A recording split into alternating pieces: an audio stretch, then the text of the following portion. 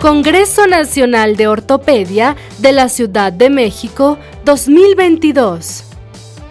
El doctor José Luis González Romero es expresidente de la Sociedad Mexicana de Cirugía de Cadera. Realiza su práctica privada en Guadalajara. Está jubilado como jefe de traumatología y división quirúrgica del Instituto Mexicano del Seguro Social. Su especialidad es la cirugía protésica de rodilla y cadera. El doctor González hablará sobre impacto socioeconómico de la artroplastía total de cadera en México. Buen día a todos ustedes. Un agradecimiento al doctor Jorge Negrete Corona, presidente del Colegio Mexicano de Ortopedia, y al doctor Víctor Aguirre por esta invitación. Hablar sobre el impacto socioeconómico en la artroplastía total de cadera en México siempre es importante hablar. Ningún conflicto de interés para esta conferencia y por lo tanto empezamos a decir que el mayor número de pacientes cada día son más jóvenes de acuerdo a la pirámide poblacional.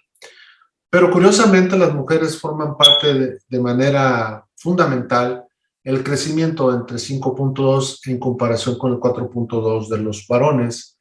Y esto también, a la vez, hay enfermedades comórbidas como la diabetes mellitus, la enfermedad articular degenerativa y otro tipo de enfermedades que cada día hacen que el aumento de la mortalidad se dé. En tanto, las enfermedades musculoesqueléticas también se presentan en personas en pacientes tempranos, y por lo tanto la enfermedad articular degenerativa se genera de manera más importante. Obviamente que el crecimiento no es únicamente que las mujeres, sino en las últimas 2 décadas, las mujeres han empezado a salir adelante en cuanto al número de pacientes. ¿Cuál es el impacto que tienen las consecuencias de las discapacidades? Pues es importante hablar sobre una consecuencia de las lesiones derivadas principalmente de las fracturas, como son las lesiones motrices, las lesiones visuales auditivas que generan caídas, y esto hace que el tipo de discapacidad cada día se presente de manera importante. De acuerdo a la proyección del Consejo Nacional de la Población, la CONAPO, estamos viendo que, por ejemplo, las lesiones en pierna o en rodilla pertenecen al 18%, y esto también es importante porque la cadera va debajo al 12%, y por lo tanto, cada día los implementos que deben utilizar los pacientes para que estos se puedan desarrollar en una vida laboral o una vida con calidad de vida cada día se va presentando más. La incidencia de caídas aumenta de manera exponencial, y hablando que desde los 60 años de edad el 15% de la población sufre al menos una caída anual, y a los 65 es el 28 y el 35 entre las mujeres y los hombres respectivamente después de los 75 años. La prevalencia en mujer es mayor en relación a 2.1 y por lo tanto siempre es importante. Se calcula que a los 80 años de edad el 50% de los ancianos sufren al menos una caída al año y el 15% varias caídas, con enfermedades que van desde osteoporosis a enfermedades desde las muy simples hasta las muy complicadas. La incidencia es aún mayor en ancianos internados en las instituciones por el peor estado mental, los cambios arquitectónicos que sufren las nuevas casas, por ahí casas de terceros pisos, y esto hace que el paciente tenga un factor mayor de riesgo y sobre todo en el abandono. Actualmente el tratamiento óptimo para las fracturas de cadera es quirúrgico dentro de las primeras 24 o 48 horas de acuerdo a los reportes del Fast Track. Sin embargo, la movilización temprana puede disminuir el dolor, evitar las complicaciones, sobre todo la tromboembolia pulmonar y algunos otros factores de riesgo que tiene que el paciente aumente su estancia hospitalaria y el retorno a la vida funcional previo. Por eso es importante desarrollar un sistema en el cual al paciente muy prontamente lo podamos reconstituir. Del 2017 al 2021, más o menos la incidencia de fracturas de cadera ha sido más o menos estable y por lo tanto, bueno, no ha variado. Aquí lo que varía básicamente es el efecto de qué es lo que le vamos a aplicar al paciente durante esto. Y entonces hablar de probabilidad de vida a lo largo en una fractura de cadera, siempre es importante señalar que a los 10 o a toda la vida, en la incidencia, por ejemplo, en países como Suecia, Reino Unido, Portugal, va aumentando y por lo tanto también la consecuencia del rango de edades en fractura de cadera, pues va un aumento de los 50 a 54 años del 4 al 36%.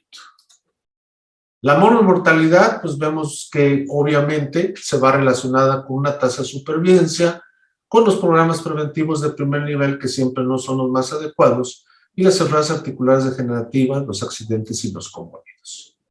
Nuestro sistema de salud en México principalmente está dado por el IMSS, posteriormente por el Seguro Popular, hoy actualmente el INSABI, y de ahí nos vamos hacia abajo hasta las instituciones privadas, otras instituciones, y el último el IMSS Bienestar.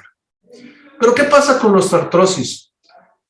Afecta el 18% de las mujeres y 10% de los hombres por arriba de los 60 años y los 70 y 60% arriba de los 70 años respectivamente. En México el 10% es en general y las mujeres siempre llevan una ventaja importante en procesos degenerativos, sobre todo en pacientes añosos, porque en pacientes jóvenes que presentan enfermedades articulares degenerativas se dan de manera importante. Y esto va en impacto en el gasto interno bruto, que es de entre el 1 al 2.5%, y las personas que tienen este problema se detectan entre el 88 por 100,000 personas al año. Por lo tanto, la gonartrosis sigue siendo el padecimiento degenerativo más importante. Pero, ¿qué pasa con la cadera?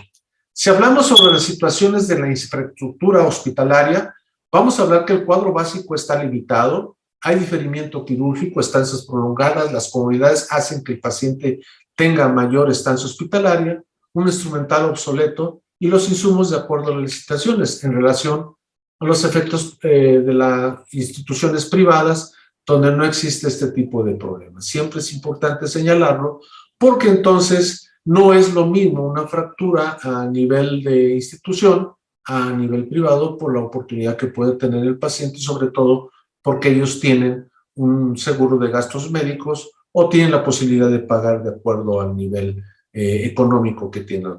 Por lo tanto, esto hace que los costos sean mayores de acuerdo al paciente y sobre todo que también podemos tener reintervenciones.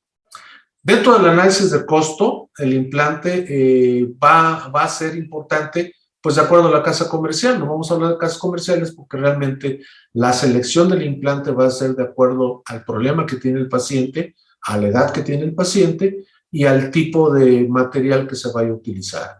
Por lo tanto, los costos del implante, de acuerdo al tipo de prótesis, pueden ser desde muy bajos a muy elevados. Y en cuanto al material de estos síntesis, pues siempre podemos, de acuerdo a la fractura, de acuerdo a la lesión, entre elegir una placa, un clavo o una hemiprótesis.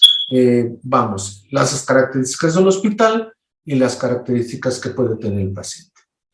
En el análisis de costo, el poder adquisitivo está basado en salarios mínimos y los costos de medicamento y estudios se elevan de manera importante y más cuando un paciente cae a la consulta privada o hospital privado.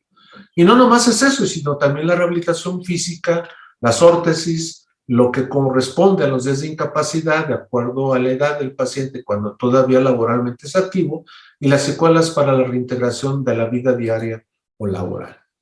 Un ejemplo claro en cuanto a los costos en cirugía primaria de cadera, vemos que es muy diferencia entre una prótesis cementada a una prótesis no cementada, los días de estancia hospitalar, el costo cama, que obviamente estos van en aumento y que no es lo mismo en el sector institucional como en el sector privado.